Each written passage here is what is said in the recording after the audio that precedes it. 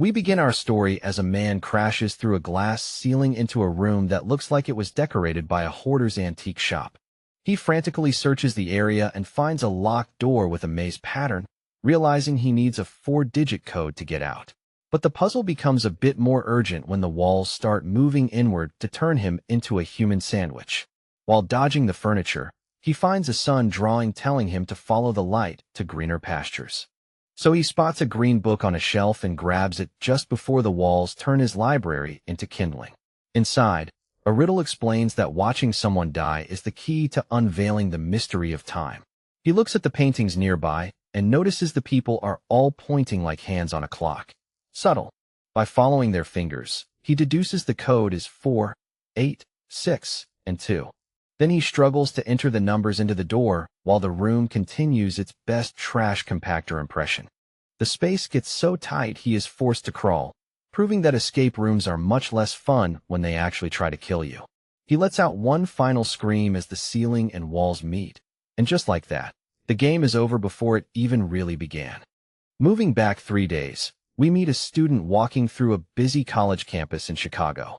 In her physics class, the professor explains that the quantum Zeno effect means observation can actually stop movement. She knows the answer but stays silent because her social anxiety is more terrifying than a failing grade. Afterward, the professor calls her Zoe and tells her to stop living like a hermit in her dorm room. He challenges her to do one thing that scares her over break, which is usually how these horror movies get started. Elsewhere, a high flyer named Jason pulls up to his office on a motorcycle to start his day. He starts aggressively pitching stocks, promising clients the world because honesty rarely buys a leather jacket like that. His boss is so impressed by the hustle that he offers him a luxury trip to Tahiti as a reward. Meanwhile, we see the man from the shrinking room working a regular shift at a grocery warehouse. The man is named Ben, and he asks his manager Gary for a promotion so he can finally move out of his mother's house. Gary immediately shuts that down, claiming Ben's bad attitude and zero social skills are bad for business. He suggests the kid should find a healthier hobby and maybe try to make some actual friends for once. Back at the high-rise, an assistant delivers a mysterious black box to Jason as a gift from a high-profile client. Inside is an intricate puzzle cube with a note praising his outside-the-box thinking. The irony here will be hard to miss later. On campus, Allison invites Zoe to Thanksgiving dinner, but she declines because she would rather stay alone. She explains that she plans to spend the holiday solving math problems. Sounds like a real party. While she is alone, she experiences a terrifying hallucination in the mirror. It is a brief moment, but something is clearly not right. Zoe snaps back to reality just as her roommate prepares to leave for the break. But before she goes, Allison finds a package addressed to Zoe sitting in the hallway. She tells her it is from her professor, the guy who told her to be more adventurous. She opens it to find a card telling her to open new doors. That is a pretty ominous way to say happy holidays. Inside the box, she discovers the same intricate black puzzle cube we saw earlier.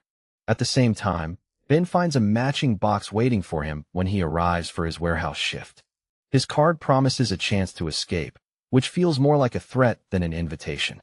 Jason finds his on his desk, and soon all three are obsessed with figuring out how the things work. Zoe starts by carefully examining the surface, looking for any hidden logic. But Ben has a different strategy. He gets frustrated and tries to smash it open with a heavy tool. Real sophisticated, Ben. Meanwhile, Jason takes the refined approach, listening to the tiny mechanisms as he rotates the segments. Finally, Jason and Zoe both trigger the internal gears, and the boxes begin to transform. The puzzle box is opened to reveal an entry voucher for a minus escape room, complete with a $10,000 prize. Not a bad payday for a bit of math. Ben is the first to arrive at the designated address, which turns out to be a massive and slightly terrifying industrial building. He is soon joined by a woman named Amanda, who confirms they are both in the right place for the game. She heads inside and checks in with a security guard, who seems way too bored for someone in a thriller movie. The guard insists on taking her phone to prevent any photos of the puzzles. Very convenient for the plot. He watches her with a strange smile as the elevator doors close, which is usually a sign to just turn around and leave. Amanda enters the waiting room and finds Jason, Zoe, and a guy named Mike already gathered there. While they wait, Jason shows off a scar on his hand from a past accident. It is a detail that hints at a history he is not fully sharing. Ben finally walks in and immediately starts complaining about the situation. This guy is going to be fun. Mike confirms that everyone in the room received the same mysterious box to get their invitation. A young man with glasses named Danny claims to be an expert since he has already finished 93 of these things. Save some for the rest of us, Danny. Amanda and Mike admit they are only here for the cash, which is a pretty honest motivation for potentially dying in a concrete box. Danny mentions that no one has ever actually escaped from this specific room. That should probably be a bigger red flag than it is. The group starts discussing the rules and wonders when the game's master is actually going to show up.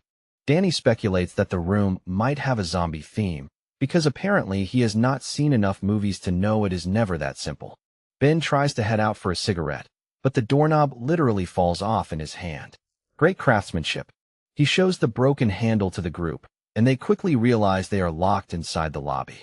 Meanwhile, a camera moves to track them. The realization sets in that they are already trapped. The game has begun before they even knew they were playing. Mike and Ben try to force the door, but it is clear the room has other plans for them. Danny suddenly has a light bulb moment and realizes the game is actually Live. Too bad there is no prize for stating the obvious.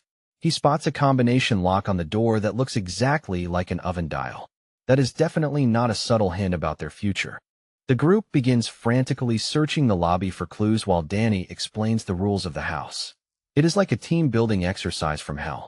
Jason and Amanda tear into the furniture, but Ben just stands there holding the broken door handle like he is waiting for a repairman. While they scavenge, Zoe finds a cryptic message on a pen cup suggesting they have a choice to make. Choices are usually bad in these movies.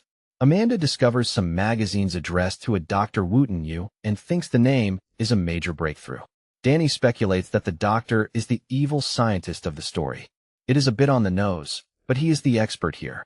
Soon after, Mike finds a screwdriver hidden inside a copy of Fahrenheit 451. Good thing someone actually reads. Zoe takes the book and makes the connection that the title is actually a temperature setting for the dial. She turns the dial to 451 degrees, which is a move she will probably regret in about 5 seconds. The setting activates heating coils in the ceiling that begin to glow a lovely shade of murder red. Everyone watches in horror as the room transforms into a giant oven. Well, they did want a theme. Zoe tries to turn the dial back to stop the heat, but the mechanism is completely stuck. Amanda tries to help her force it, but the dial is jammed tight as the temperature starts to climb. Desperate for a way out, Amanda and Jason use the intercom to beg the staff for a hint. Good luck with that. A recorded voice simply tells them to have a seat. Zoe notices the response is just a recording on a loop. While the room cooks, Jason finds a snow globe near the desk and starts looking for any hidden secrets. He discovers another lock behind a glass partition, and Danny helpfully explains how it works while they all sweat. Ben decides he is done with puzzles and grabs a fire extinguisher to smash the glass. Violence is usually the first resort for guys like Ben. He shatters the glass, which triggers a loud buzzer and makes the room even hotter. Nice job, genius. The danger becomes very real as even more heating coils activate and the group starts to feel the burn. Ben sheds his jacket to keep from cooking while Zoe inspects the fire extinguisher on the floor. She finds a key hidden in the base. It is a good thing Ben did not break that part too. Zoe shows it to the group, and while Jason is skeptical, the bearded man suggests they give it a try. She unlocks a glass door, and they move into a reception area that looks suspiciously like a real office. Suddenly, a red rotary phone rings.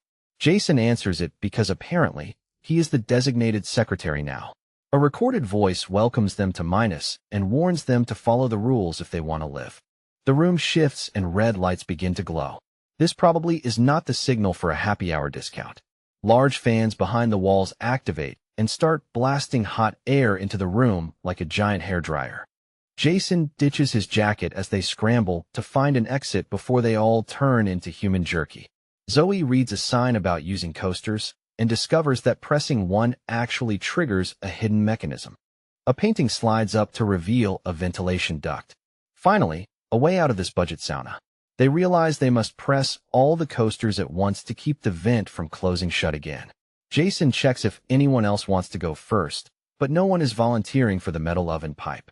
He reluctantly crawls into the narrow duct to see if it actually leads to freedom. He reports back that the tunnel is long and the temperature inside is reaching a boiling point. Jason finds a grate at the end and calls for Mike to bring him a screwdriver immediately. Amanda grabs the tool from Mike's pocket and passes it along to the guys. Mike crawls in to help. Two guys in a hot vent. What could possibly go wrong? The heat is now so intense that the plastic mannequin in the lobby begins to melt into a puddle. Ben and the bearded man navigate the vent, while Ben manages to crawl out into the next room.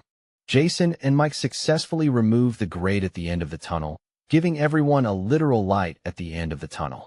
Amanda prepares to enter the vent as the group tries to organize their next move while the lobby turns into a giant toaster.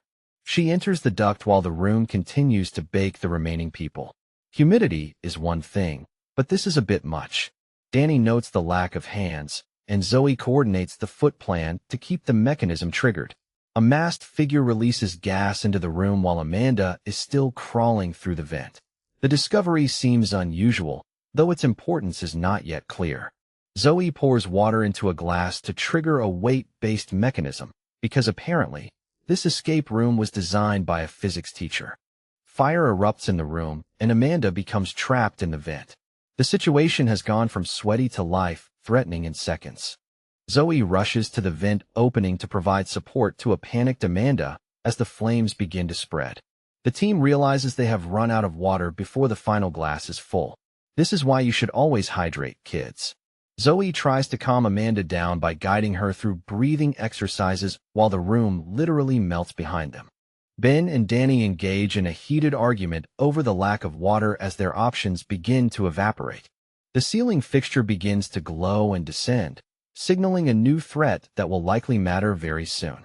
Ben remembers he has a flask of alcohol and offers it as a substitute. Finally, a vice that actually saves lives. He fills the final glass, and the group scrambles into the vent just as the lobby reaches its breaking point. The room is engulfed in a massive explosion as the group escapes into a cabin. The narrow escape carries more weight than it initially appears. Danny insists that the near-death experience was merely a staged part of the game. That is some serious dedication to the hobby, man. Amanda reacts with fury and rejects the idea that their lives were safe after almost being roasted alive. Jason discovers a new lock on the cabin door and begins searching for a key. New room, same old problems. Amanda takes a hidden phone from Danny only to find that there is no service. This game really thinks of everything. Danny admits he snuck the phone in anyway and encourages the group to keep playing. This guy is way too into the escape room lifestyle. The bearded man expresses concern about just how many rooms they actually have to survive to get out of this mess. Jason discovers a second lock on the door that requires a 7-letter word. It is always a 7-letter word, isn't it? So the group decides to spread out and search the cabin for any potential clues to the password. The older man finds a cross-stitch sign about going down in history and suggests it might be the key. Someone finally paid attention in Grandma's house. Then the group begins discussing 7-letter presidential last names as potential codes for the lock. Zoe quickly rattles off several names to help narrow down the search. Good thing someone stayed awake in history class. While Jason tests the names, Ben notices letters etched onto the deer head mounts. This discovery might be more vital than they realize. But as he looks at the deer, he is hit by a traumatic flashback of a car accident and a specific song. He eventually returns to reality, looking visibly shaken by the weight of the memory. Ben connects the reindeer song to the letters on the mounts and suggests the code is Rudolph. A very festive way to not die. Jason enters the word into the combination lock while the rest of the group watches with bated breath. The lock opens successfully, and they all prepare to leave the cabin behind for good. But when they exit, they find themselves standing in a freezing, artificial snowy landscape. Talk about a cold reception. Zoe pauses to check on Ben, who is still clearly struggling with the emotional fallout of his flashback. The group soon realizes the extreme cold is not just for show as the temperature begins dropping rapidly. Just then, a loud mechanical noise echoes through the air as the door slams shut, locking them outside in the storm. Amanda and Zoe watch the thermometer hit 30 degrees. If they do not move fast, they are going to become popsicles. Meanwhile, Danny treats the literal death trap like a fun park and begins wandering out onto the frozen lake. He takes a hard fall on the ice, and a loud, ominous cracking sound ripples through the entire area. The group panics at the sound of the ice cracking, but Danny insists it is just a sound effect. Way to be the guy who thinks he is smarter than the room. He wanders toward the forest wall to investigate his surroundings. Even in a death trap, there is always one person who cannot stop touching things. He reaches out and touches the trees, only to discover the entire forest is actually just a giant screen. Just then, vents in the ground snap open and begin blasting freezing air into the arena. Things go from chilly to lethal in record time. The group huddles together to share body heat as the sub-zero air fills the space. It is a real bonding moment, provided you ignore the imminent frostbite. The environment shifts again with loud mechanical groans as the escape room continues to transform around them. Jason finds a door hidden in the wall and desperately tries to pry it open, but it is not budging without a key. While he struggles with the door, Zoe searches a nearby wooden sled for any clues that might help them escape. She discovers a cryptic message etched into the wood stating that true north is a lie. This puzzle is getting needlessly poetic. Elsewhere, Mike finds a taxidermy wolf that seems to be watching his every move with those creepy heterochromatic eyes. Jason reports that the door is definitely locked and needs a small key. The group then finds a single red parka. One coat for 6 people. The math on that survival strategy is not looking great. Amanda points out that the game is intentionally forcing them to fight over limited resources. This is basically Hunger Games, but with more hypothermia. She decides to be the bigger person and gives the parka to Zoe to wear first. Suddenly, Ben takes a wrong step and falls through thin ice into a freezing hole. While the others help Ben, Mike climbs a nearby tree to reach a red object snagged in the branches. He falls flat on his face, but manages to retrieve a fishing rod. A fall for a stick. Seems like a fair trade. He proudly presents the rod to the group, hoping it is the tool they need. Zoe checks a compass while the others wait by the hole in the ice. But the needle starts acting erratic. She spots a polar bear in the distance as the compass spins wildly, suggesting the laws of physics are on vacation. Zoe ignores the giant predator and follows the compass to the bear anyway. She is either very brave or has a death wish. While she investigates the beast, Jason operates the fishing rod to lower the line into the ice hole. He realizes the water is incredibly deep, making their task nearly impossible. Back at the bear, Zoe discovers it is just a prop and reaches deep into its terrifying mouth.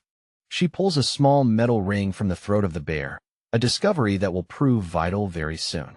Following this, she rushes back to the others to share what she found. Zoe reveals the object is actually a powerful magnet, which is much better than a bare tooth. The group attaches the magnet to the fishing line, hoping to fish for something besides a cold.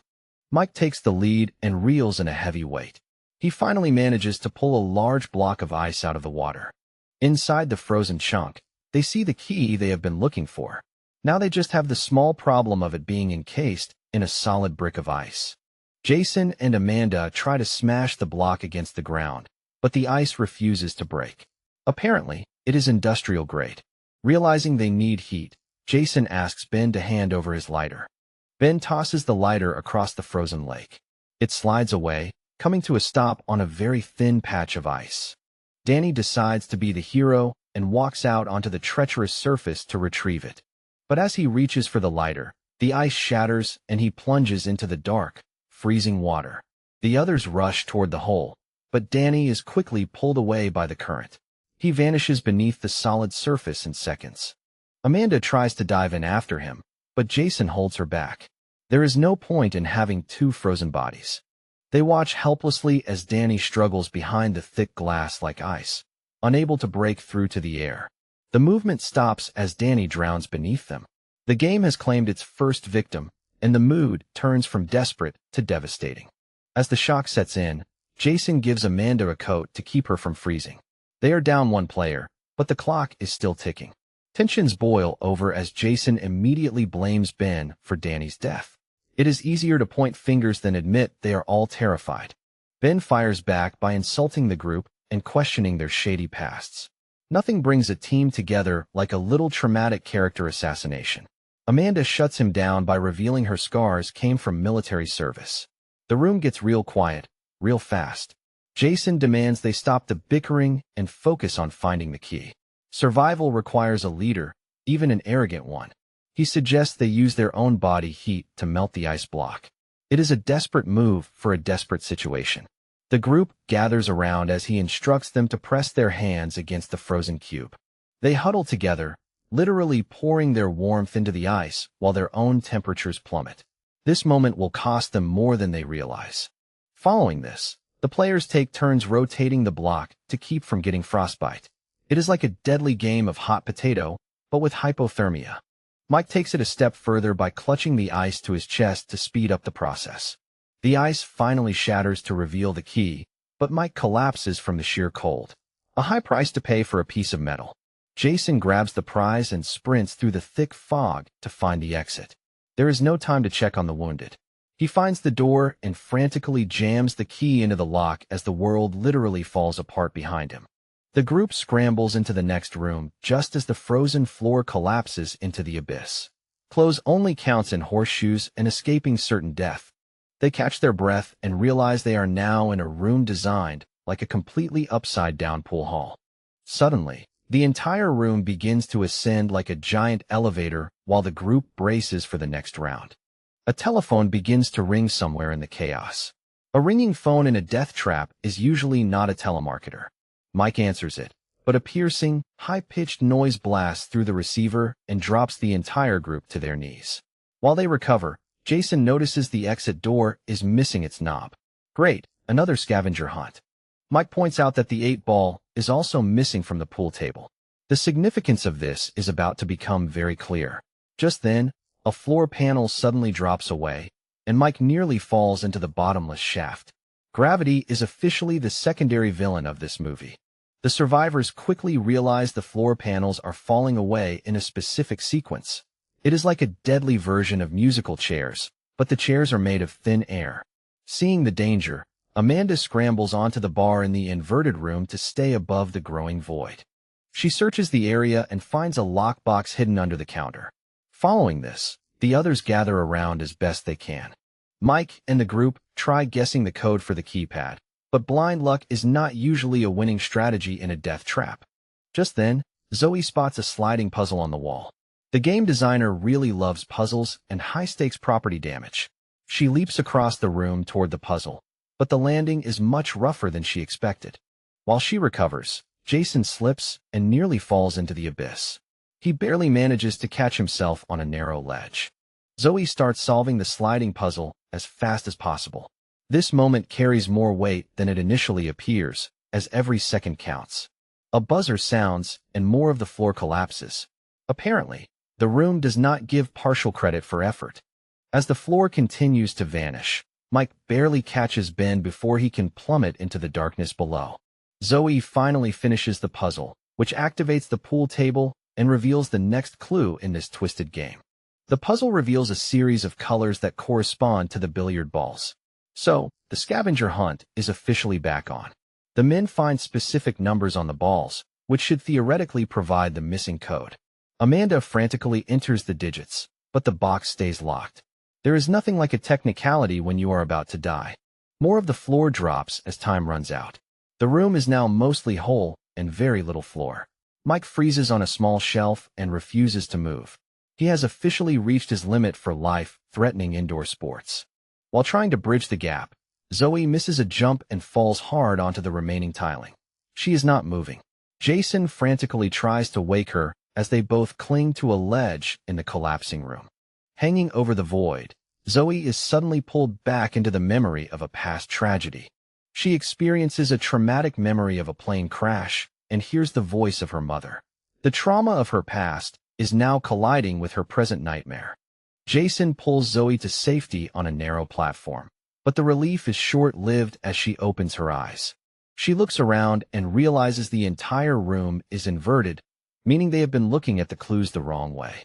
The realization hits that the code they need must be inverted too. It is a clever twist for a game that is actively trying to murder them. While hanging from the bar counter, Amanda enters the flipped digits 0186 into the keypad. The safe finally clicks open and she retrieves the missing 8-ball, which serves as their ticket out of this hellhole. Just then, another large section of the floor vanishes. Jason barely clings to the ledge as the room continues its disappearing act. The survivors watch in horror as more panels plummet into the abyss.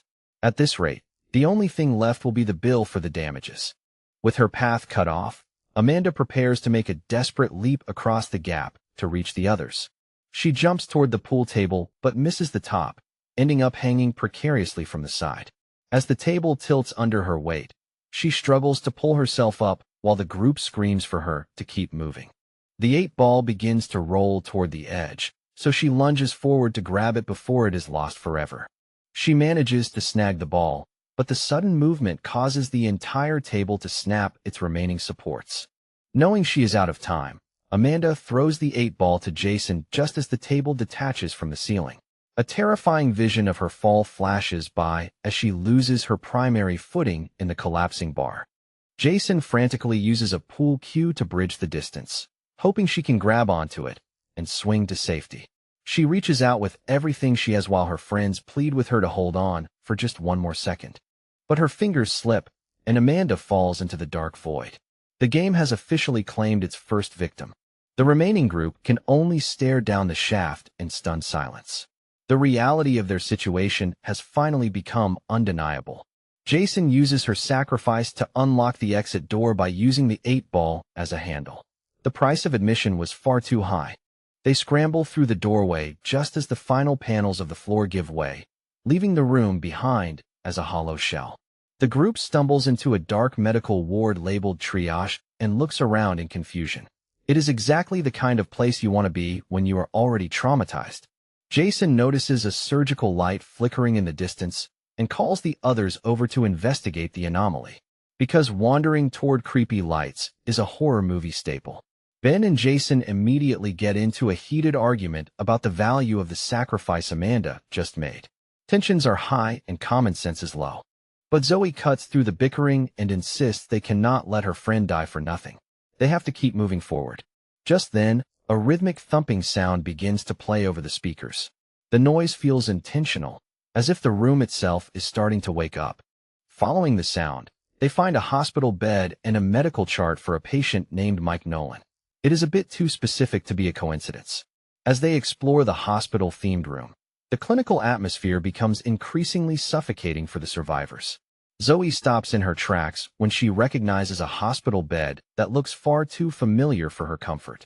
Searching nearby, Amanda discovers her own personal medical records tucked away in the grimy ward. Soon after, Jason finds his own patient file. It seems the game master has done some very creepy homework on all of them. Amanda reads the details of her survival during an IED blast. The memories of the explosion clearly still haunt her every move. While they process the discovery, Zoe recounts how she was the only one to walk away from a devastating plane crash. Everyone here has a ghost. Then Jason describes a fatal boating accident that took the lives of those closest to him. The room is effectively becoming a gallery of their worst days. A vision of him on that capsized boat flashes by, showing the moment his life changed forever. It is a heavy burden to carry into a death trap. Ben reluctantly admits to being the only survivor of a fatal car crash. It turns out they all share the same tragic resume. Following him, Mike tells the group about a mine cave-in that buried everyone else alive. The common thread is finally starting to pull tight. He remembers the suffocating darkness of being trapped in that narrow passage. The trauma of the past is being used to fuel the terror of the present. Jason finally realizes the game is personalized. It is not just a random puzzle. It is a custom-built nightmare designed specifically for them. While searching the files, Zoe finds the folder for Danny. Even the people who already died were chosen for the same morbid reason. The group realizes they are all sole survivors of impossible tragedies. They are not the lucky ones. They are the statistical anomalies. A monitor flickers to life, displaying a grainy video from Dr. Wootenyu. The group watches as the pieces of this sick puzzle begin to fit together. Suddenly, a digital timer starts a 5-minute countdown. Nothing says high stakes like a glowing clock and a room full of panic. They quickly realize they are trapped in a twisted game where only one survivor is expected to make it out. It is a grim promotion from their previous tragedies. Zoe suggests defying the rules entirely. She is tired of being a pawn in someone else's lethal hobby. However, she and Ben both know that every single move they make is being watched by hidden cameras. While they look for an exit, Mike and Jason find a set of X-rays hidden inside a medical cabinet. Finally, some light reading. The survivors gather around a light box to examine the films. They are looking for anything that might lead them to the door before time runs out. Ben interprets the hand gestures on the X-rays as sign language for EKG. It seems the room wants to check their vitals. While the others focus on the puzzle, Zoe starts smashing cameras to disrupt the observation. If you do not like the show, just break the lens.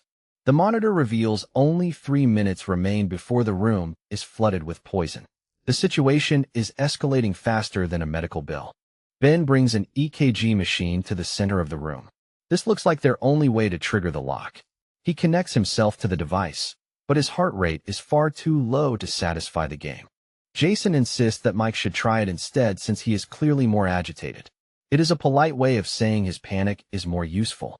Mike hooks himself up and his heart rate climbs to 131, but the screen still flashes a failure. Jason realizes the clue about testing limits means they need to reach an extreme heart rate, a level that no normal person could survive. He uses Mike's past trauma to push him into a state of pure terror. It is a cruel but effective way to spike his adrenaline. But when words are not enough, Jason uses a defibrillator to shock Mike. This is definitely not what the manufacturer intended. The machine records the spike, but Mike collapses and stops breathing. The cost of solving the puzzle may have been his life.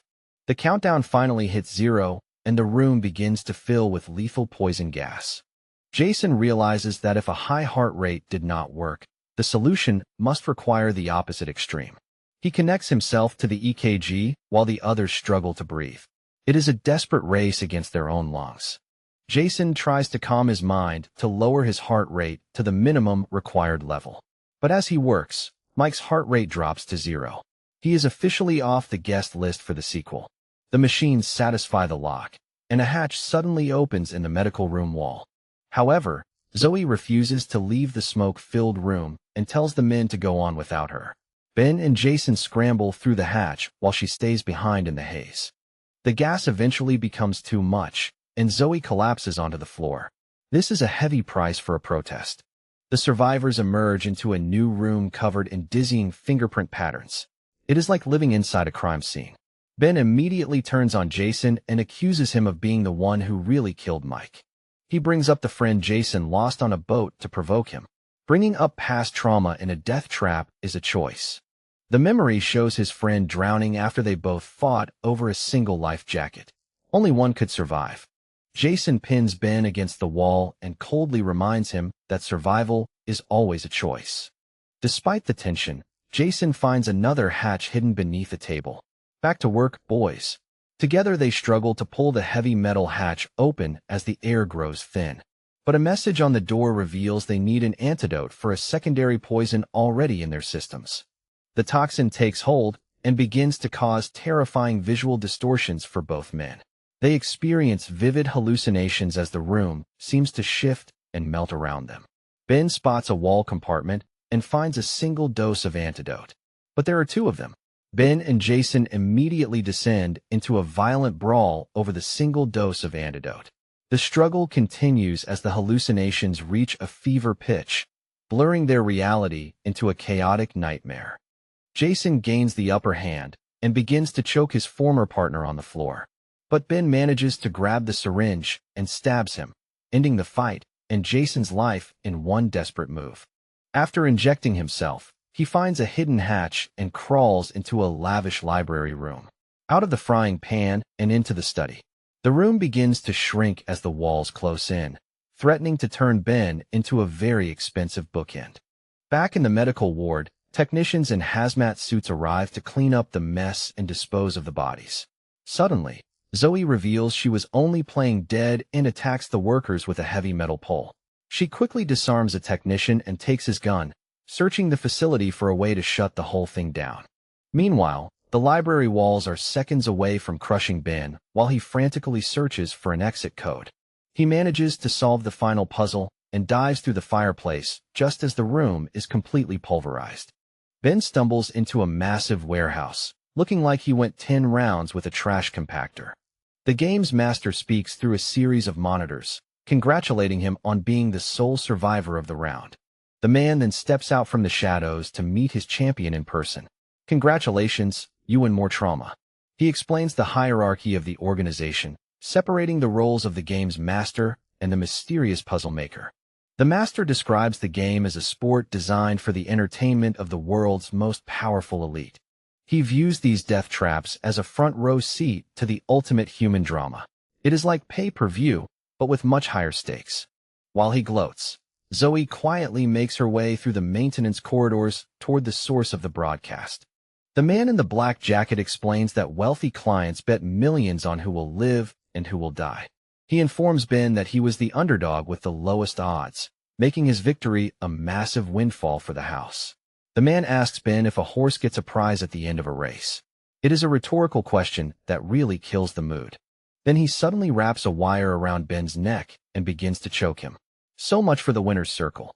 While Ben struggles, a system override flashes across the monitors as Zoe hacks into the facility security. She enters the room and shoots the man in the black jacket several times. Finally, someone uses a shortcut. But the man is not done yet, and he ambushes Zoe, pinning her down to choke her just like he did to Ben. Ben recovers and smashes a bottle over the man's head before grabbing the gun. That is what we call teamwork. He fires at the man to make sure he is actually dead this time. You can never be too careful with movie villains. Soon after, Zoe assists a badly injured Ben as they slowly walk out of the facility building and into the night. A nurse later tells Zoe that Ben is stable after 24 hours in the hospital. He is lucky he is the protagonist. As he recovers, a detective asks Zoe if she is well enough to help them with the official investigation. However, she discovers the escape room has been completely cleaned of all evidence. The cleanup crew deserves a raise. The detective claims Ben had drugs in his system and doubts the story, because the truth is just too much work. She insists that Ben will confirm everything once he is conscious, but the authorities are already checking out. Just then, Zoe realizes the phrase "no way out" is an anagram for the name Wootenyu. The clues never stop. She screams that the game is still active while the police lead her away. They think she has finally snapped. Looking back, she sees that every last bit of graffiti has been erased. The organization is very good at gaslighting. 6 months pass, and life seems to return to a version of normal in the city, at least for a little while. Zoe meets Ben at an outdoor cafe where he reveals he has a new job in sales. Hopefully, he is not selling puzzles. But the past is not forgotten as she shows him a folder of newspaper clippings about the other participants. She explains that the deaths of Mike, Jason, Danny, and Amanda were all officially ruled as tragic accidents. Ben encourages her to just move on with her life, but she is convinced the people behind this must be stopped. Apparently, trauma makes for a very stubborn hobby. She then shows him how the minus logo actually hides coordinates for a building in Manhattan. It is a classic case of evil geniuses leaving a paper trail. Soon after, she reveals she already bought plane tickets to New York, and he agrees to tag along. Nothing bonds two people like a shared death wish. While they are in the air, an engine suddenly explodes and the oxygen masks drop. Just a reminder to never ignore the safety demonstration. The flight attendant finds a bag marked with a red X and pulls out a tool bearing the familiar minus logo. The game is everywhere. A passenger tries to help her use the tool to unlock a door while the plane drops out of the sky. It is a high-stakes puzzle with a very loud timer. She manages to solve a riddle on a keypad by entering the word cloud. But even a correct answer might not be enough to save them. She finally enters the cockpit only to find the pilots dead. Within seconds, the plane smashes directly into the side of a mountain. However, the crash is revealed to be a total simulation. Technicians in hazmat suits discuss the effectiveness of the puzzle while checking the bodies. These guys are the worst kind of perfectionists. Following this, a technician reports to a mysterious figure on a screen that the chances of Zoe's survival are extremely low. The shadow on the screen reveals they have already intercepted her real flight info. A new game is beginning, and the odds are not in her favor. The simulated crash proves the game is never over as the creators target Zoe for a new nightmare. Subscribe for more movie recaps.